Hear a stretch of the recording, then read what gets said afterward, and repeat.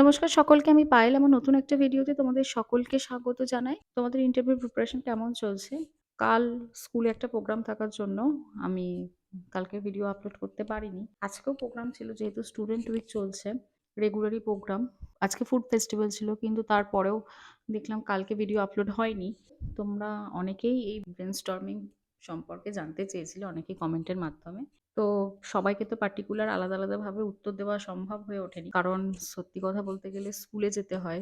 Video করার সেভাবে সময়টাও পাই না। সন্ধ্যাবেলায় একটা সময়, তার মধ্যে ভিডিও করা, এডিট করা এবং আপলোড করা বেশ অনেকটা সময় চলে যায়।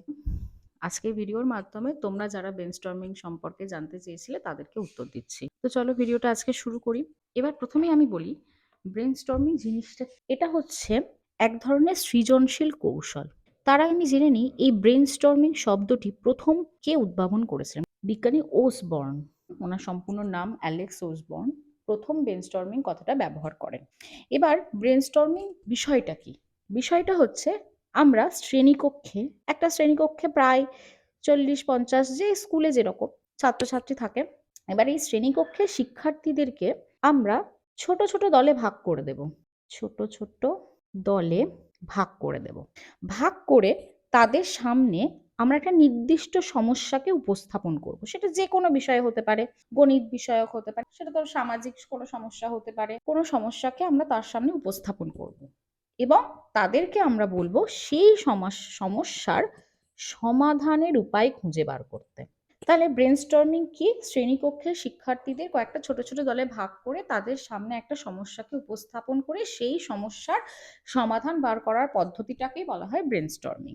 শিক্ষার্থীরা মুক্তভাবে চিন্তা করার সুযোগ পায়। এটা কোনো নির্দিষ্ট পরীক্ষা নয়, শ্রেণীকক্ষে সবার সামনেই সেই সমস্যাগুলো, বিভিন্ন সমস্যা তাদেরকে দেওয়া হয়, সুতরাং সকলে নিজের মতো করে একটা চিন্তা করার সুযোগ পায়। এই ব্রেনস্টর্মিং কথাটা বিজ্ঞানী ওসবর্ন প্রথম উদ্ভাবন করে 1948 সালে।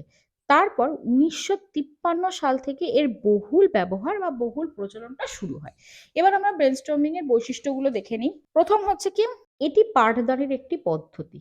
তার মাধ্যমে কি হচ্ছে, যার মাধ্যমে শিক্ষার্থীরা ব্যক্তিগতভাবে বা দলীয়ভাবে কোনো সমস্যা সম্পর্কে গভীরভাবে চিন্তা করে তার সমাধান খুঁজে পায়। শিক্ষার্থীরা দলীয়ভাবে কোনো সমস্যা সম্পর্কে বিশ্লেষণ, এখানে আমরা বিশ্লেষণ কথাটা অ্যাড করতে পারি, বিশ্লেষণ বা চিন্তা করতে পারে। এই হচ্ছে ব্রেনস্টর্মিং এর আমার বৈশিষ্ট্য। প্রথমে আমরা সুবিধাগুলো পড়ব। সমগ্র শ্রেণীতে একই সময়ে, মানে একসাথে একই সময়ে এই পদ্ধতি প্রয়োগ করা সম্ভব। মানে আমরা ক্লাসের সমস্ত ছাত্রছাত্রীদের নিয়ে এই পদ্ধতিতে আমরা তাদেরকে প্রশিক্ষণ দিতে পারবো। দ্বিতীয়ত কি, জটিল সমস্যা সমাধানের জন্য কার্যকরী পদক্ষেপ গ্রহণ সম্ভব। সকল শিক্ষার্থীরা অংশগ্রহণ করতে পারে, পারস্পরিক অভিজ্ঞতা বিনিময়ের সুযোগ পায়। এবার আমরা অসুবিধাগুলো দেখে নেব।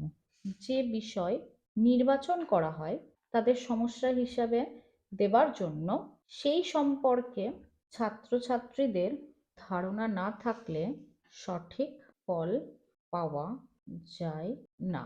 যদি অংশগ্রহণকারী সংখ্যা অনেক হয়, সেক্ষেত্রে বিশৃঙ্খলার সৃষ্টি হয়। মানে একসাথে অনেকজনকে যদি আমরা এরকম দল করে দিই, সেক্ষেত্রে যদি ছাত্রছাত্রীর সংখ্যা বেশি হয়ে যায়, সেক্ষেত্রে ক্লাসের মধ্যে একটা বিশৃঙ্খল পরিবেশের সৃষ্টি হয়। সমস্যা সমাধান ও আলোচনা করতে সময় বেশি লাগে। সঠিক সময়, মানে ক্লাসের আমাদের যে সময়কাল, সেই সময়কালের মধ্যে আমরা অনুষ্ঠানটা শেষ নাও করতে পারি। এই হচ্ছে ব্রেনস্টর্মিং। ব্রেনস্টর্মিং তাহলে কি, একটা সৃজনশীল কৌশল যার মাধ্যমে কোনো শিক্ষার্থী নতুন সমস্যা সমাধানের উপায় খুঁজে পায়। তো আজকের ভিডিও এই পর্যন্ত। ভিডিওটা ভালো লাগলে অবশ্যই লাইক দিয়ে দেবে, আর যদি নতুন হয়ে থাকো তাহলে অবশ্যই আমার চ্যানেলটাকে সাবস্ক্রাইব করে দেবে প্রাইমারি রিলেটেড আরও নতুন নতুন ভিডিও পাওয়ার জন্য। আর তোমরা আমাকে কমেন্টে জানাতে পারো এবার কোন টপিক নিয়ে আমি ভিডিও বানাবো।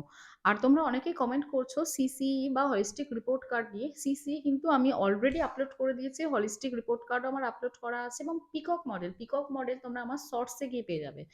যদি তোমাদের মনে হয় যে পিকক মডেলটা ব্রড করে দেওয়ার দরকার আছে, তাহলে আমাকে একটু কমেন্ট করো, সেক্ষেত্রে আমি বড় করে দিয়ে দেবো। তো টাটা, কালকে আবার নতুন কোনো ভিডিও নিয়ে তোমাদের সঙ্গে দেখা হবে।